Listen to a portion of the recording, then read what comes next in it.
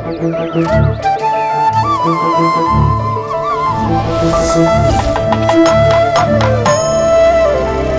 அவுளும் போதுதான் பெல்ட்டின் அருமையே புரியுது சிலருக்கு.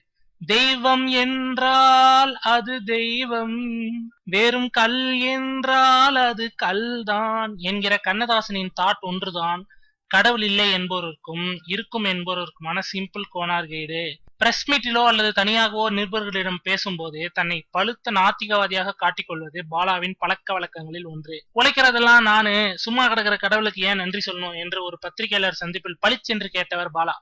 அப்படின்னா அவருக்கு பிள்ளையார் முருகன் மட்டும் இல்ல, இயேசு அல்லா கூட இல்லவே இல்ல போல இருக்கு என்று கரையொதுங்கி விடுவார்கள் நிருபர்கள்.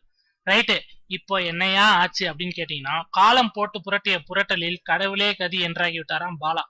கடந்த சில தினங்களுக்கு முன் கோவில் நகரமான கும்பகோணம் பகுதிக்கு ரகசிய விசிட் அடித்த பாலா, ஊர்வலிக்கும் முன் சில முக்கிய கோவில்களுக்கு சென்று சாமி தரிசனம் செய்துவிட்டு வந்திருக்கிறார். பரவனே கதி என்ற வந்த பக்தனுக்கு இல்லன்னு சொல்லாம எடுத்துக்கொடு ஆண்டவனே.